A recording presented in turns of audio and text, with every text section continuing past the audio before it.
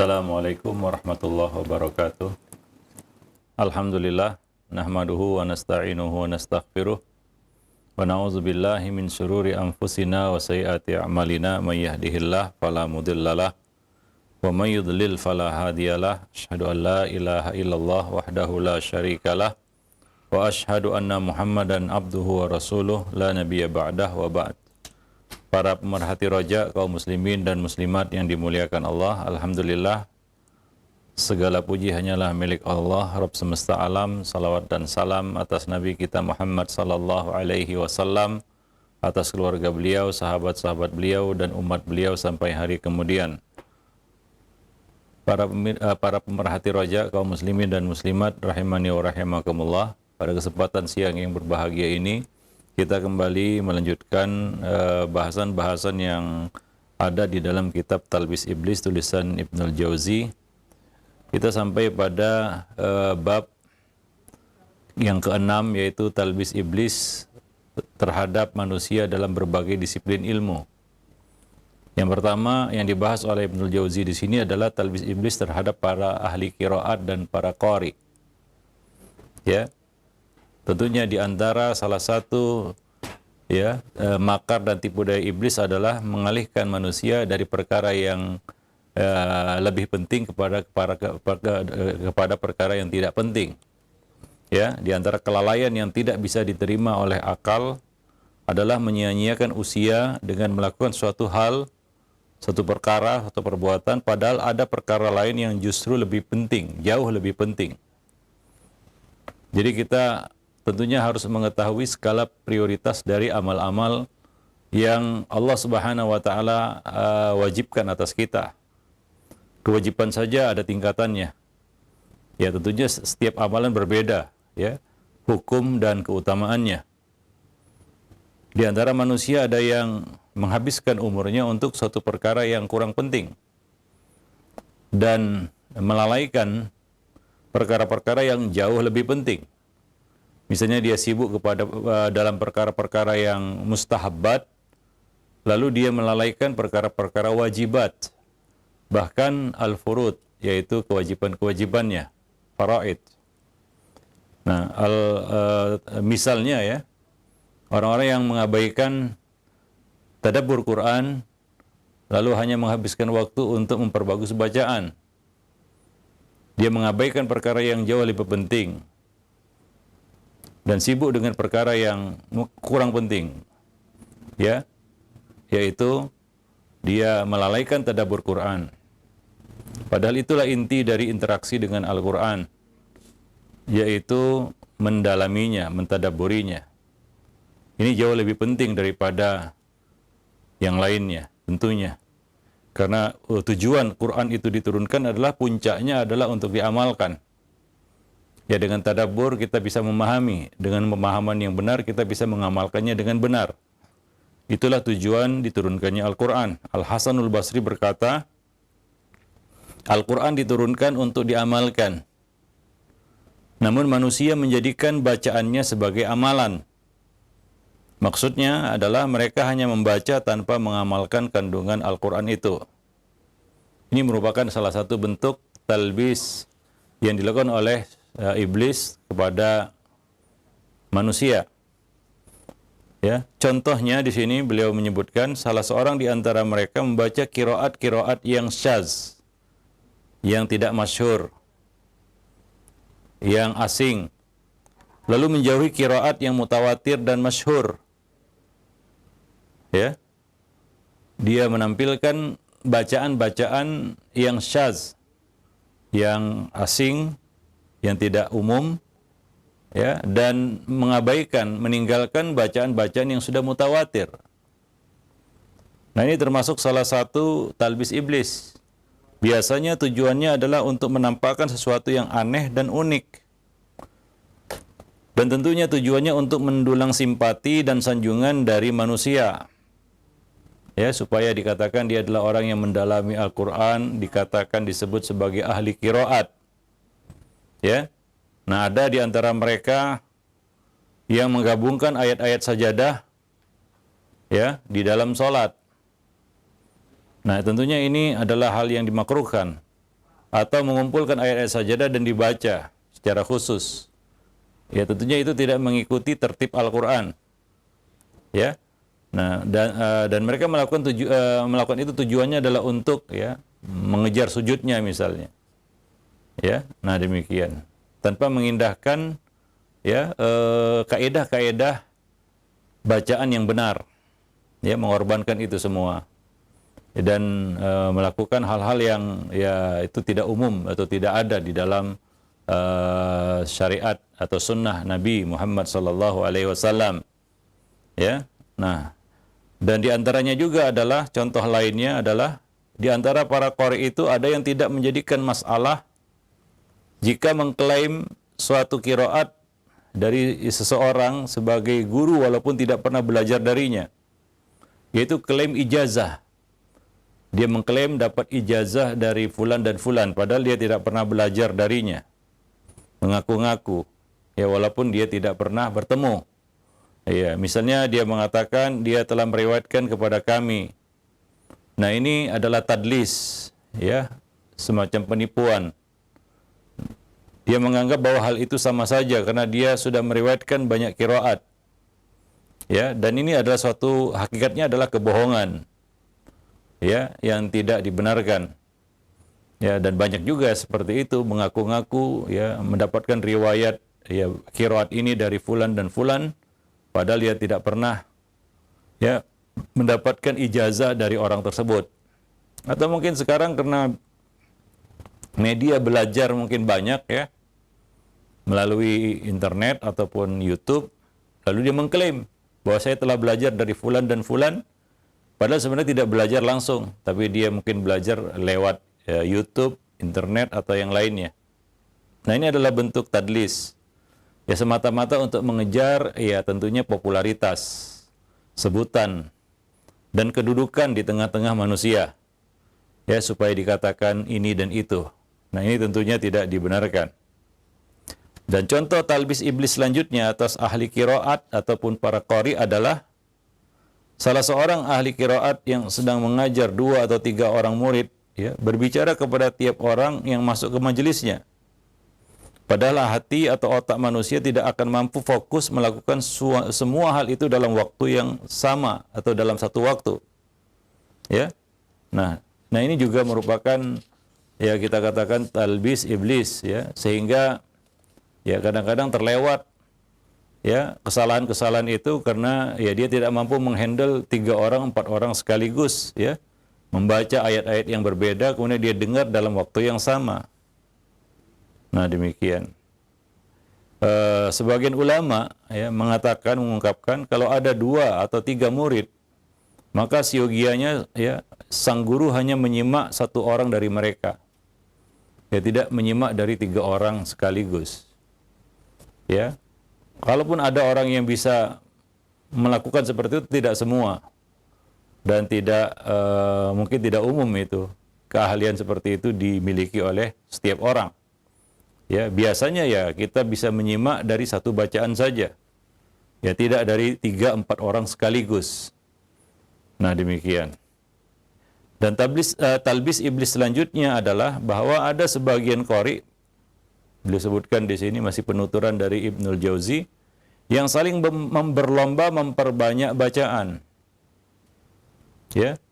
Aku pernah, kata beliau, melihat seorang guru yang mengumpulkan orang-orang lalu menunjuk seseorang untuk membaca Al-Quran dengan 3 kali khataman dalam 1 hari yang panjang, dari pagi sampai sore. Jika orang itu tidak bisa melakukannya, maka dia akan dicela. Namun jika berhasil melakukannya dengan sempurna, maka dia akan dipuji.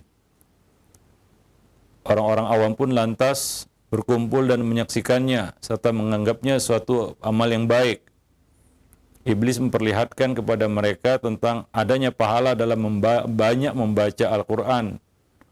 Ya, ini juga merupakan ya kita katakan talbis iblis juga, karena kita dilarang menamatkan Al-Quran dalam kondisi normal ya kurang dari 3 hari. Ya. Dan seharusnya juga Al-Quran itu dibaca dengan tartil. Ya, dengan bacaan yang tartil, bukan untuk mencari pujian manusia atau mencari status atau mencari sensasi. Ya, Allah mengatakan di dalam Al-Qur'an, litaqra'ahu 'alan nas 'ala muqthin.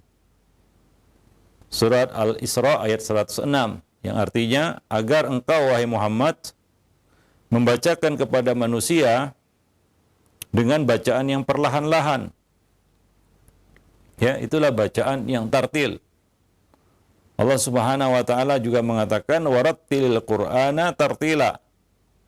Dan bacalah Al-Qur'an itu dengan tartil, yaitu perlahan-lahan, surat Al-Muzammil ayat 4.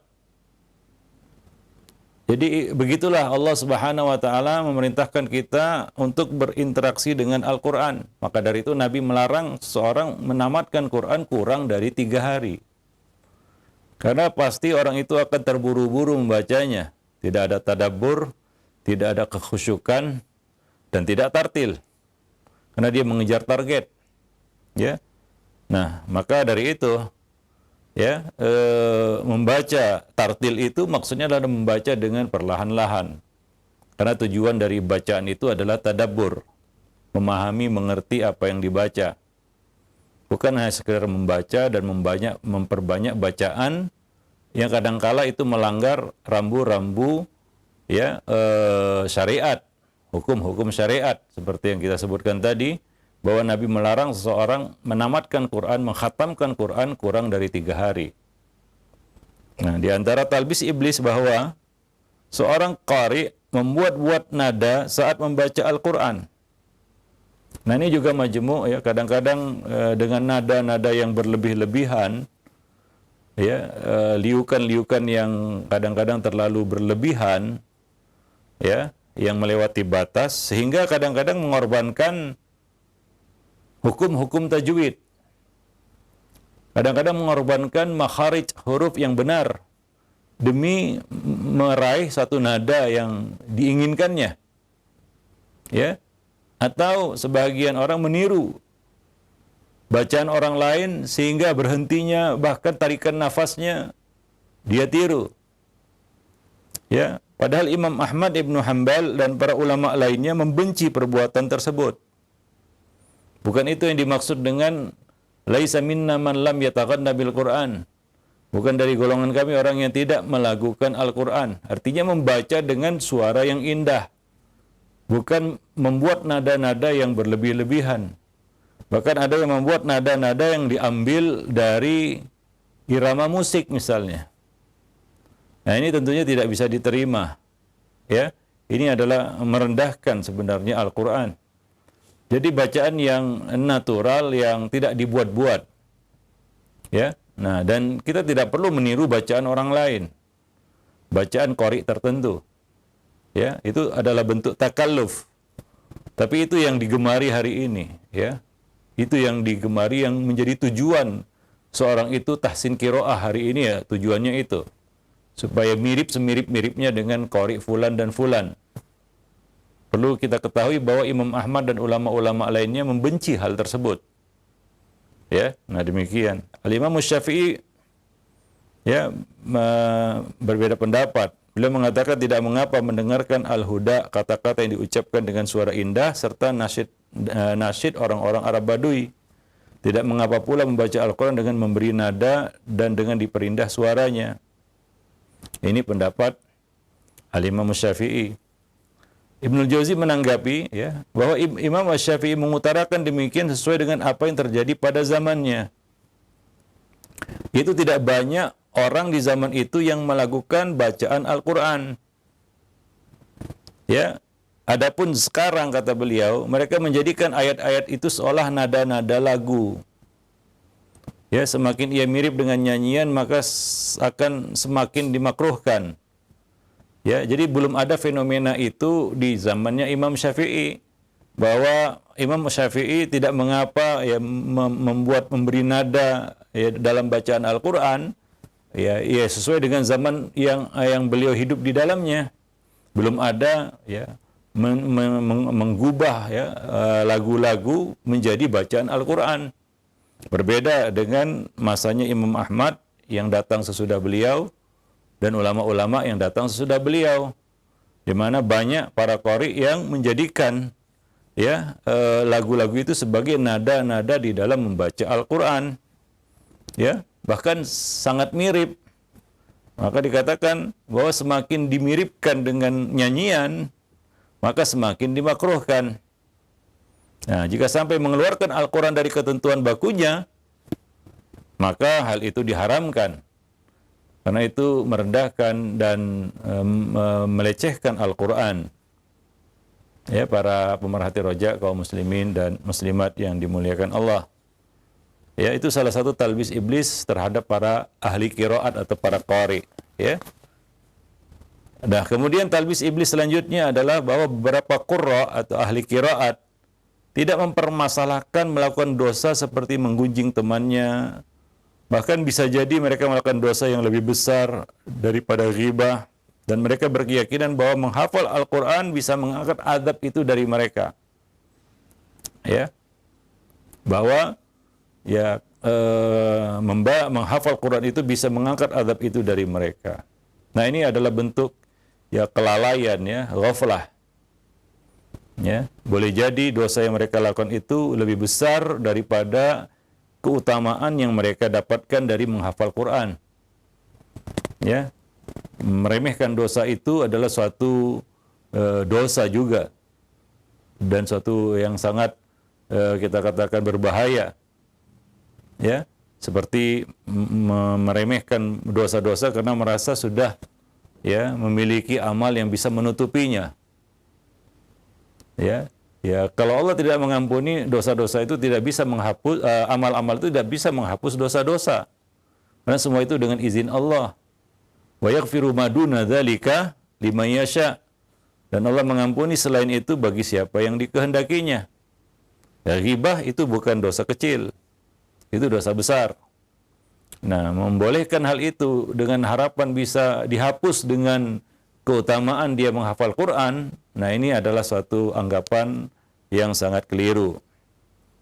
Dulu mereka berargumen dengan sabda Rasulullah sallallahu alaihi wasallam, "Lau ju'ilal Qur'anu fi ihabin mahtarak." Sekiranya Al-Quran diletakkan di selembar kulit, niscaya ia tidak akan terbakar. Nah, ini dijadikan sebagai dalil bahwa kalau sudah hafal Quran, maka dosa-dosa seperti ghibah itu mungkin bisa terhapus dengannya. Nah, ini merupakan talbis iblis terhadap para qari tersebut. Sebab azab yang akan ditimpakan kepada orang yang berilmu itu lebih banyak daripada azab yang diberikan kepada orang yang tidak berilmu. Ya, karena bertambahnya ilmu berarti semakin kuatnya hujjah. Ya, nah bahkan keberadaan qari yang tidak memuliakan Al-Quran yang dihafalnya merupakan dosa tersendiri. Ya, Allah Subhanahu wa taala berfirman di dalam kitabnya, "Afaman ya'lamu annama unzila ilaika min rabbikal haqq kaman huwa a'ma." Allah Subhanahu wa taala mengatakan dalam surat Ar-Ra'd ayat 19, maka apakah orang-orang yang mengetahui, yang mengilmui bahwa apa yang diturunkan Allah kepadamu adalah kebenaran sama dengan orang yang buta? Ya, artinya semakin banyak ilmu, semakin besar tanggung jawab yang kita pikul. Dan Allah Subhanahu wa taala juga pernah berfirman tentang istri-istri Rasulullah sallallahu alaihi wasallam, "Mayati minkunna bifahishatin mubayyinah yudha'af lahal adzab di'faini." Surat Al-Ahzab ayat 30.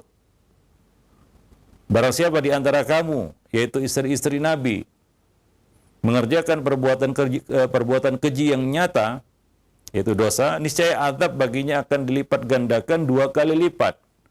Karena kedudukan mereka sebagai istri-istri Nabi. Ya, maka ilmu yang dimiliki oleh seseorang itu merupakan tanggung jawab besar. Ya, sama seperti para ahli qiraat ini, ya ketika mereka membawa Al-Quran dalam hati mereka, mereka adalah hamilul Quran, pembawa Al-Quran, maka tanggung jawab mereka juga lebih besar. Tapi iblis, yaitu setan, membisikkan ke telinga mereka seolah-olah keutamaan itu menjadi jalan ataupun penghapus dari dosa-dosa dan kesalahan mereka. maka mereka mudah melakukan dosa itu karena menganggap sudah sampai kepada derajat yang tinggi.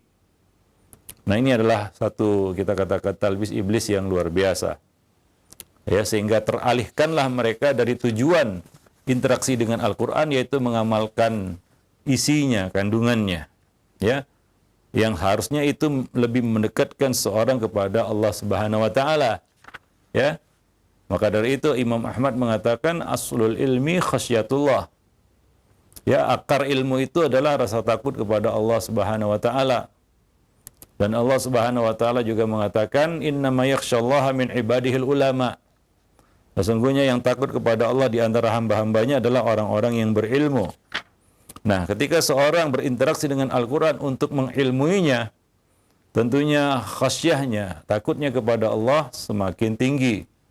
Bukan justru dia semakin menggampangkan perkara-perkara yang membawa murka Allah Subhanahu wa taala. Ini adalah syubhat talbis iblis yang luar biasa terhadap ya para hamilul Quran, orang-orang yang membawa Al-Quran. Ya, yaitu para hufaz, qari, ya qurra, dan orang-orang yang memiliki ilmu tentang Al-Quran. Karena itu adalah satu yang mulia, ya, syaraful ilm bi syarafil ma'lum. Kemuliaan ilmu itu ditentukan menurut kadar kemuliaan yang diilmui. Yang kita ilmui itu adalah Al-Quran, suatu yang sangat mulia. Maka kita wajib menjaga kehormatan dan kemuliaannya. Nah, demikian. Wallahu a'lam bishawab. Jadi itu beberapa contoh-contoh talbis iblis terhadap para qurra, ahli qiraat. Ya. Nah, kemudian selanjutnya Ibnul Jauzi mengupas di sini talbis iblis terhadap ahli hadis atau orang-orang yang bergelut di dalam bidang hadis, para muhaddis, al-hadis, para perawi dan sejenisnya. Kalau tadi para ahli qiraat, ahlul Quran, ya, para qurra, huffaz. Nah, berikut ini ya orang-orang yang berinteraksi dengan hadis-hadis Nabi sallallahu alaihi wasallam. Ya. Nah, beliau mengatakan ada sebagian orang yang menghabiskan usianya untuk mendengar hadis, melakukan perjalanan jauh dalam rangka mencari hadis, mengumpulkan jalur-jalur periwayatannya yang sangat banyak, mencari sanad-sanadnya yang tinggi dan matan-matannya yang asing. Mereka ada dua macam, kata beliau. Yang pertama adalah yang hendak menjaga syariat Islam untuk mengetahui mana yang sahih dan mana yang dhaif. Sesuai tujuan itu, mereka patut mendapatkan apresiasi ataupun pujian. Akan tetapi iblis kadang-kadang menyelewengkan mereka dari tujuan tersebut. Iblis menjadikan mereka sangat sibuk dengan aktivitas itu sehingga lalai mengerjakan sesuatu yang hukumnya fardu ain, yaitu mengetahui apa yang wajib atas mereka, bersungguh-sungguh dalam melakukan kewajiban itu dan memahami ilmu yang terkandung dalam hadis tersebut. Ya, beliau mengatakan kalau ada yang berkomentar, hal ini telah dilakukan oleh banyak ulama salaf seperti Yahya bin Ma'in, Ibnul Madini, Al-Bukhari dan Muslim. Maka kita jawab, ya, beliau mengatakan, kami tanggapi, ulama-ulama itu sudah menghimpun dua hal dalam diri masing-masing. Yang pertama adalah mengetahui dan memahami perkara-perkara agama yang memang penting. Itu yang pertama. Yang kedua, mereka mengetahui hadis yang mereka cari. Upaya mereka tersebut juga didukung oleh sanad yang masih pendek dan hadis yang masih sedikit diketahui. Karena dua hal inilah mereka mudah melakukan aktivitas tersebut. Ya, ya mungkin jarak antara mereka dan Rasulullah, ya, antara Bukhari dengan Rasulullah mungkin 5 atau 6 orang perawi di atas beliau. Beda dengan zaman sekarang, yang beliau yang disorot oleh Ibnul Jauzi di sini adalah orang-orang yang datang belakangan yang jarak mereka dengan Nabi itu sudah sangat jauh. Ya. Lalu mereka menjadikan apa yang telah dilakukan oleh Bukhari dan Muslim atau ulama-ulama hadis ya, pada masa-masa awal itu sebagai alasan. Tentunya berbeda. Ya. Zaman sekarang kalau kita mau mencari sanad sampai Nabi, ya mungkin satu hal yang mustahil, ya. Terlalu jauh. Kalau kita menyibukkan diri kita hanya untuk melakukan hal semacam itu, mungkin itu bisa jadi disebut buang-buang waktu. Karena sudah buku-buku hadis sudah tertulis, bahkan sudah dicetak, sudah baku.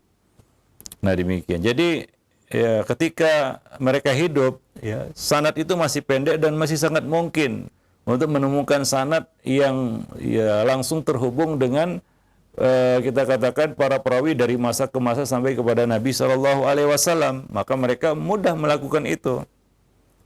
Dan beliau mengatakan, sedangkan pada zaman sekarang ini, yaitu pada masa beliau, ya, masa Ibnul Jauzi, jalur-jalur hadis itu sudah sangat panjang.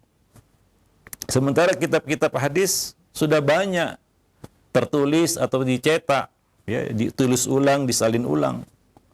Maka kecil kemungkinan seseorang mampu menghimpun dua hal tersebut di atas, yaitu menyibukkan dengan mencari riwayat dengan memahami hadis-hadis. Maka dia harus pilih mana yang lebih penting baginya. Ya tentunya yang kedua itu susah untuk mereka lakukan. Maka tidak ada pilihan melainkan yang pertama, yaitu mengetahui dan memahami perkara-perkara agama yang terkandung di dalam hadis-hadis itu, yang sudah dikumpulkan oleh para ulama-ulama hadis. Harusnya terfokus kepada itu. Nah demikian, ya. Nah jadi beda zaman tentunya beda kondisi dan keadaan. Nah, maka kecil kemungkinan, kata beliau, kata Ibnul Jauzi di sini, seorang itu mampu menghimpun dua hal di atas. Bisa jadi Anda mendapati, kata beliau, seorang ahli hadis yang menulis serta mendengar hadis selama 50 tahun. Dia mengumpulkan berbagai kitab hadis. Meski demikian dia tidak mengetahui kandungan dan faedah yang ada di dalam hadis-hadis itu. Akibatnya pada saat dia mendapati satu permasalahan di dalam sholat misalnya, dia akan bertanya kepada ahli fikih pemula yang mendengar hadis darinya. Ya, nah jadi ya, tentunya ya, kita kembali kepada ya skala prioritas ya di dalam menuntut ilmu. Mana yang lebih harus kita dahulukan? Mana yang merupakan kebutuhan kita? Ya, tidak terjebak kepada perkara-perkara yang mungkin itu tidak begitu penting bagi kita, lalu kita terabaikan ya dari hal-hal yang penting tadi. Nah demikian. Nah disebabkan orang seperti itulah, kata beliau, para pencela ahli hadis dapat melontarkan celaan dengan nada yang mencemooh, ya, dengan mengatakan orang-orang itu selalu saja berpergian jauh untuk mencari hadis, tapi mereka tidak tahu apa yang ada yang didapat darinya. Ya, nah demikian. Jadi ya kita katakan saya seperti zaman sekarang ya tentunya tidak mungkin lagi kita mencari orang yang mampu memiliki riwayat, kalaupun ada itu sangat jarang, ya, sampai kepada Nabi SAW. Kalaupun ada itu biasanya bohong-bohongan, kan begitu ya. Nah, atau sanad yang tidak bisa dipertanggungjawabkan, ya, bahwa dia punya sanad sampai kepada sahabat, ya. Nah itu kadang-kadang sesuatu yang kita katakan mengada-ngada, ya. Nah masih ada sampai hari ini, cuma ya kebanyakan itu klaim-klaim tanpa bukti, ya. Wallahu a'lam bishawab. Ada juga sekarang ini yang mengaku-ngaku dia punya sanad begitu, ya. Padahal dia tidak punya sanad itu dan tidak pernah belajar bahkan. Itu lebih parah lagi. Dia tidak pernah belajar, tapi dia mengaku dia punya sanad sampai kepada sahabat misalnya, atau bahkan sampai kepada Nabi SAW. Nah itu suatu hal yang ya lebih kepada ya mencari sensasi atau sebutan atau mencari perhatian ya dari manusia, ya supaya mengarahkan pandangan kepadanya. Ya maka mereka pun menjual hal-hal seperti itu. Tadi ya di dalam ilmu Quran juga banyak juga orang-orang yang melakukan tadlis, mengaku-ngaku punya ijazah qiraah ya ini dan itu, padahal dia tidak pernah belajar, ya dia tidak pernah, ya mungkin dia belajar secara otodidak saja, lalu mengaku-ngaku ya bahkan menisbatkan dia sebagai murid fulan dan fulan, ya padahal dia tidak pernah bertemu dengan fulan dan fulan tersebut. Ya sama juga di dalam ilmu hadis ini, ya banyak juga orang-orang yang mengklaim ini dan itu, ya punya sanad, punya riwayat dan lain sebagainya, tapi sebenarnya tidak sama sekali. Ya ini juga merupakan bentuk tadlis ya di dalam ilmu, dan itu ya tentunya dilarang. Itu adalah suatu kecurangan, khianat di dalam ilmu. Ya, nah, ya, sebagaimana dikatakan, ya apa namanya, nisbatkanlah ilmu kepada ahlinya ataupun kepada pemiliknya. Ya, kita dengar dari fulan, kita katakan dengar dari fulan. Kalau tidak, maka jangan katakan seperti itu. Ya, ini amanah ilmu itu adalah menisbatkannya kepada pemiliknya. Nah, demikian. Nah, di sini Ibnu Jauzi mengatakan, ya, menukil ya, riwayat dari Al-Khattabi. Al-Khattabi bercerita, di antara guru kami ada yang meriwayatkan hadis. Ini riwayat dari Al-Khattabi, penukilan dari Al-Khattabi. Di antara guru kami ada yang meriwayatkan hadis, yaitu hadis annan Nabiya sallallahu alaihi wasallam naha anil khilaq qabla salati yaumal jum'ah. Bahwasanya Nabi sallallahu alaihi wasallam melarang membuat halaqah sebelum salat pada hari Jumat. Itu hadis, ya. Nah, tapi dia meriwayatkannya dengan mensukunkan huruf lam menjadi halqi, yaitu melarang mencukur. Na'anil halqi. Ya. Nah, hadis yang sebenarnya adalah al-hilaki. Lalu dibaca, ya, dihilangkan sukunnya, ada huruf lam menjadi halqi. Artinya mencukur, ya. Hingga diartikan dilarang mencukur sebelum sholat pada hari Jumat. Ya, jauh berbeda artinya tentunya. Yang dimaksud adalah halaqah, al-hilaki, bukan al-halqi. Ya. Nah, Al-Khattabi melanjutkan ceritanya. Dia berkata bahwa selama 40 tahun rambut kepalanya tidak dicukur sebelum sholat Jumat. Dia mengamalkan betul-betul hadis itu. Lalu aku berkata kepadanya, yang disebutkan dalam hadis adalah al-hilaki, bentuk jamak dari halaqah. Ya, bahwa Rasul melarang kita mengadakan perkumpulan untuk kajian ilmu atau muzakarah sebelum sholat Jumat. Beliau memerintahkan kita agar mempersiapkan diri dalam rangka menuju sholat Jumat dan mendengarkan khutbah. Ya, maka guru kami itu berkata, kata beliau, ya, kamu telah menghilangkan penderitaanku. Ya, nah, Al-Khattabi mengatakan guru kami itu termasuk orang yang soleh. Dia suka dan selalu mengamalkan hadis. Cuma dia, ya, meriwayatkannya dengan bacaan yang salah. Nah, demikian. Jadi demikian pentingnya kita mendalami hadis, ya, bukan hanya riwayatan tapi diroyatan juga.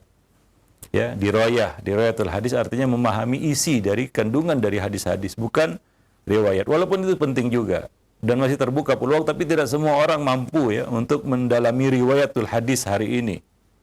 Ya, mungkin lebih porsinya kepada diroyah.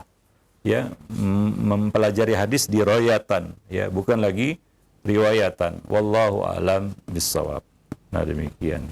Nah, beliau mengatakan pada zaman sekarang ini kami melihat beberapa orang yang mengumpulkan banyak kitab dan mendengarkan banyak hadis, tapi tidak memahami hadis-hadis yang sudah dia dengar atau sudah dia dapatkan itu dengan susah payah. Ya, wallahu a'lam bissawab. Dan di antara mereka, kata beliau, ada yang tidak menghafal Al-Quran, serta tidak mengetahui rukun-rukun sholat. Namun mereka kerap menyibukkan diri dengan berbagai perkara yang sifatnya fardu kifayah, lalu mengabaikan perkara-perkara yang sifatnya fardu ain. Ya, padahal, kata beliau, mendahulukan sesuatu yang kurang penting atas sesuatu yang lebih penting tidak lain merupakan salah satu bentuk talbis iblis. Ini poinnya.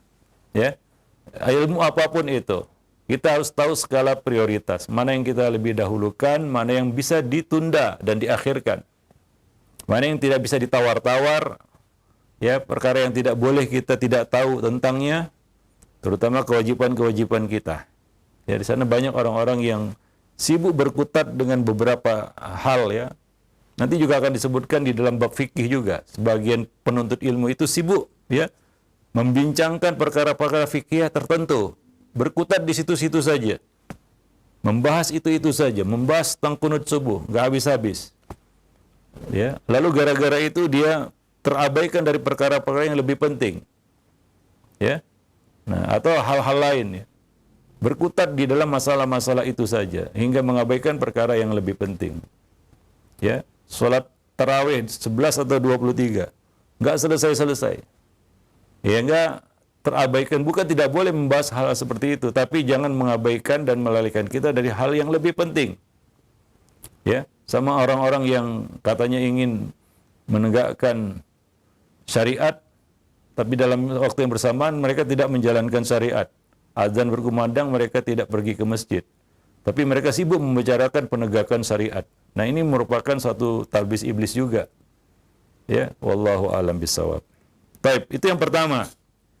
Yang kedua, pada pertemuan berikutnya akan kita lanjutkan, yaitu ya, talbis iblis terhadap ya ahlul hadis atau orang-orang yang berkecimpung di dalam bidang hadis atau mempelajari ilmu hadis. Wallahu a'lam bishawab. Demikian saja aqulu qauli hadza astaghfirullah li wa lakum wa lisairil muslimin innahu huwal ghafurur rahim. Nah, jazakallahu khairan wa barakallahu fikum Ustaz atas penyampaian materi di kesempatan siang yang berbahagia ini berkaitan dengan talbis iblis terhadap para qori. Nah, ikhwatal Islam wa jazakumullah, silakan bagi Anda yang ingin bertanya dapat mengirimkan pertanyaan melalui pesan singkat. Pertanyaan pertama dari hamba Allah. Assalamualaikum warahmatullahi wabarakatuh Ustaz. Bagaimana dengan seorang yang sudah berusia lanjut dan baru mempelajari membaca Al-Quran dengan tajwid yang benar? Apakah bacaan Al-Quran yang masih salah dalam sholat-sholatnya ini bisa diterima di sisi Allah ataukah tidak Ustaz? Mohon nasihatnya, syukran. Iya, tentunya dia harus berusaha ya untuk membaguskan, memperbaiki bacaannya untuk melaksanakan kewajiban sholatnya, ya. Hingga dia terhindar dari lahan ya, kesalahan di dalam pengucapan dan pembacaan Al-Quran. Nah, itu disebut lahan. Ya, sebatas kemampuannya. Ya, tentunya mungkin karena sudah tua, untuk membentuk pengucapan yang benar itu susah ya. Untuk membentuk makharijul huruf yang tepat itu susah. Beda kalau ya anak-anak ataupun masih remaja ya, untuk membentuk makhraj huruf yang tepat itu mungkin mudah. Ya, jadi sebatas kemampuannya. Ya, sebagian orang tua mungkin karena sudah dari kecil dia mengucapkan ain itu ngain ya, untuk merubahnya susah. Tapi kalau masih kecil ya itu mungkin bisa dirubah kan begitu ya. Kalau sudah terbentuk memang agak susah. Ya, karena itulah memori yang tertancap di dalam kepalanya. Walaupun ingin mengucapkan ain, yang keluar tetap ngain kan begitu ya. Nah, atau sebagian susah untuk membedakan antara jim, dal, dan zai kan begitu ya. Semuanya dibaca jim kan gitu ya, ajan kan gitu ya, dan lain sebagainya ya. Mungkin seperti itu, karena sudah terbentuk ya dalam waktu yang panjang, usia sudah tua, maka ya sebatas kemampuan. Nah, dengan catatan jangan dia berkutat di situ saja sehingga dia mengabaikan kewajiban-kewajibannya. Terutama kewajiban-kewajiban di masa tua ya. Nah, banyak hal-hal yang terluput yang dia harus pelajari, akidah misalnya. Ya, dia perlu perbaiki akidah, apalagi baru mengenal agama di masa tua. Pasti banyak hal-hal agama, terutama usuluddin, dasar-dasar agama yang ya dia terluput darinya.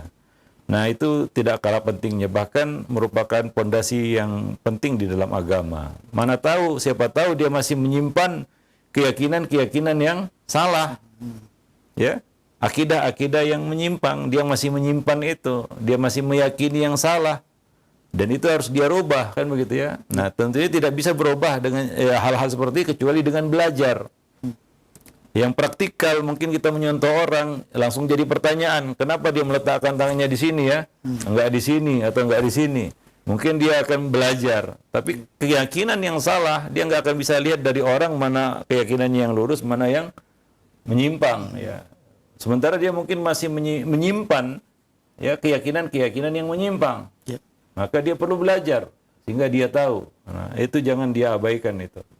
Ya, maka ya tentunya belajar agama itu harus dengan bimbingan orang yang mengerti dan memahami. Nggak bisa otodidak ya. Berbahaya juga kita belajar agama lewat di dunia maya misalnya. Karena kita nggak tahu mana yang harus kita pelajari lebih dulu dan mana yang tidak, kan begitu ya. Tidak semua ilmu harus kita telan dalam satu waktu. Ya, justru jadi berbahaya nanti ya. Nah demikian ya, sebagaimana kita lihat sebagian orang hari ini dia belajar lewat YouTube mungkin atau Google, akhirnya dia salah memahami agama. Salah memahami agama itu bisa berbahaya.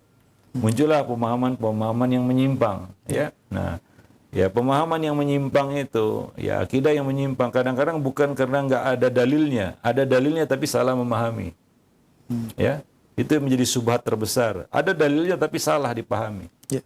Kalau nggak ada dalil sama sekali, mungkin orang nggak mau mengikuti dan akan menyampaikannya. Tapi kalau ada dalilnya, orang akan tertarik. Ya, kesalahannya bukan ada dalilnya atau tidak, benar atau tidaknya penggunaan dalil itu. Nah, ini yang kadang-kadang tidak diwaspadai oleh sebagian orang yang menuntut ilmu secara otodidak. Ya. Hingga dia mudah tertipu ya dengan keberadaan dalil-dalil ataupun hujah-hujah yang ya sebenarnya tidak tepat digunakan, kan begitu ya. Salah di dalam penggunaannya. Wallahu a'lam bishawab. Nah, itu perkara yang tidak kalah penting, bahkan jauh lebih penting. Jadi, maka dia jangan berkutat dalam masalah-masalah yang ya akhirnya ya dia sendiri ujung-ujungnya tidak mengerti agama. Ya. Dia tidak mengerti agama, dia tidak mengerti dan memahami apa itu Islam. Nah, ini sangat ya rugi tentunya di usia yang sudah ya bisa dikatakan lanjut, kan begitu ya. Wallahu a'lam bishawab. Baik. Jazakallah khairan Ustaz atas jawaban yang disampaikan. Semoga bermanfaat untuk penanya. Pertanyaan melalui pesan singkat kembali dari Pak Muhammad Faisal di Buntok, Kalimantan Tengah. Assalamualaikum warahmatullahi wabarakatuh Ustaz. Bagaimana dengan perlombaan baca Al-Quran atau musabaqah tilawatil Quran? Apakah ini dibolehkan Ustaz? Jazakallahu khairan. Iya, boleh. Itu boleh dilakukan untuk ya meningkatkan kualitas, ya, terutama bagi anak-anak, untuk memancing mereka, ya, untuk dengan kompetisi mungkin kualitas itu akan naik ya, terutama bagi anak-anak. Perlu bagi mereka itu untuk memancing minat mereka, menambah hafalan mereka. Dan tidak tepat juga untuk orang dewasa ya. Untuk apa mereka lomba Al-Quran juga udah dewasa ya, sudah untuk tujuan apa? Karena banyak orang itu mengikuti hal seperti ini untuk dapat hadiah. Nah, ada anak-anak boleh bukan semata-mata untuk dapat hadiah, kan begitu ya. Lebih kepada mengasah kemampuan mereka. Ya, memberikan motivasi kepada mereka untuk ya semangat di dalam mendalami Al-Quran. Nah, tapi yang kita lihat hari ini itu perlombaan untuk orang dewasa dan tujuannya untuk mendapatkan sertifikat ataupun gelar ataupun ya hadiah ya, lebih kepada tujuan itu atau popularitas ya. Nah, wallahu alam bishawab. Jadi harus kita bedakan ya bentuk-bentuk musabaqahnya ya. Nah, kalau itu untuk pendidikan ya, tapi kalau sekedar untuk mencari popularitas, itulah yang dikhawatirkan Nabi SAW, dan itu yang dikatakan tadi oleh Al-Hasanul Basri ya. Al-Quran diturunkan untuk diamalkan, namun manusia menjadikan bacaan itu sebagai amalan ya, sebagai tujuan. Nah, demikian ya. Apalagi ya sekedar untuk mencari hadiah. Nah, itu tentunya ya tidak tepat ya. Nah, wallahu alam bishawab. Silakan kalau mengejar hadiah yang lain aja diperlombakan, jangan Al-Quran begitu ya. Nah, seharusnya bukan ya untuk berlomba lagi, tapi untuk memahami. Orang-orang dewasa itu ya yang punya kemampuan berpikir yang kemampuan intelektual yang tinggi ya. Harusnya mereka sudah pada marhalah bukan berlomba-lomba untuk membaca, tapi memahami. Untuk anak-anak ya, untuk memancing minat mereka, menambah motivasi mereka untuk terus berinteraksi dengan Al-Quran. Tapi bagi orang dewasa, ya waktunya sudah tadabbur ya. Waktunya untuk mendalami, memahami, dan untuk mengamalkan, bukan untuk itu lagi. Wallahu a'lam bishawab.